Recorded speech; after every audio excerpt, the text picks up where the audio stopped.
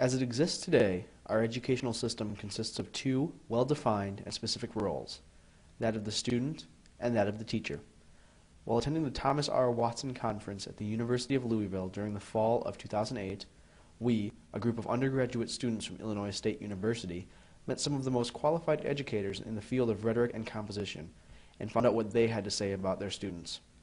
We each had our own reactions to the topics discussed, and, using these as a framework, our goal is to examine and critique the student-teacher relationship. Out of everything we learned during the three-day conference, the most important was to remember that teachers are learning with us, and that technology has blurred the once formal lines between the roles of student and teacher. Now, we would like to tell our side of the story. We entered the Thomas R. Watson Conference under the assumption that most professors were having difficulties with technology. We assumed that they weren't trying to engage with these technologies in their classrooms, or that they simply didn't understand how to work even the simplest of applications.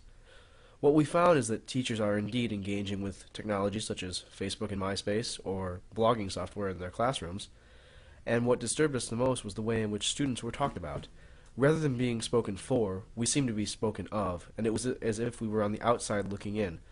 Though we formed the core of many conversations at the Watson Conference, we felt as though we weren't accurately represented. This feeling left us with one task: to respond to what we heard and make sure that our voices are being heard in the conversation regarding rhetoric and pedagogy. I was really kind of resistant at first to using multimodality in the classroom, even though I felt pretty comfortable. In my spare time, I use mostly the internet for checking my email, checking my Facebook, downloading music, mostly just for entertainment value. Personally, my technology experience has been predominantly email and internet. Yeah, you gotta check the Facebook, gotta check the emails. Teachers regularly email me, so gotta keep updated. Unless I'm using it to do homework for my classes. Find the teachers to use Blackboard and WebCT for assignments to be useful, because no handwritten work, don't have to turn anything in the next day, so it helps out a lot. So I think not being as technologically savvy as someone else, it's interesting to get into the field where these classrooms are based on multimodal technology. In short, they are texts created or intended for digital environments or audiences that often juxtapose or arrange one mode with another in aesthetically pleasing and rhetorically purposeful ways. My interest in assessment and new media began through the back door. I attended a digital media and composition summer institute at Ohio State in 2006, led by Cynthia Spelt and Scott DeWitt.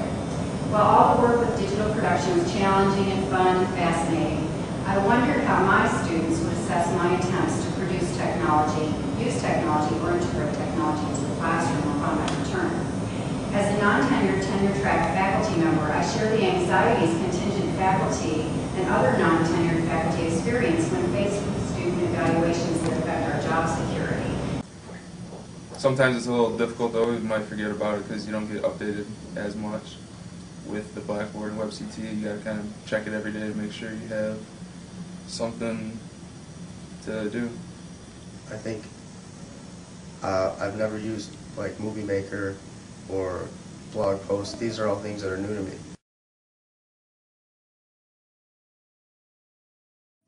Yeah, for the most part, we always view teachers as being like really, cavemen-ish. In fact, in our student newspaper, The Sentinel, there was a quote by one student who said, "I hate to watch my teachers fumbling with technology." And I think that's where the teacher aspect comes in. I think a teacher needs to be well-versed in this stuff to be able to transfer that information to their students. Her teacher is the one helping her through learning this new program. And then now that I've come to ICU, there's a lot more email going between the professor and I, which is helpful. And there's also Blackboard, which is good because you don't have to remember to bring your notebook with your homework assignment in it. You just do it from your computer at home and it's done. But I think a younger student from might not look at the text first, might look at very different things, might focus on focus on the way the words rearrange themselves and come up with a significantly different reading. A lot of teachers have been doing that. Like for my chemistry class, I take quizzes online, and we do a lot of learning online for a lot of my classes. It's just a whole different, I think, new medium that like is just is going to be explored more and more as time goes on. So. With regard to the ever-closing gap between educators and their students, we believe that the student-teacher relationship is set to undergo major changes. This evolution, born of changing classroom dynamics, is spurred by the increased usage of technology and can be both a positive and a negative experience.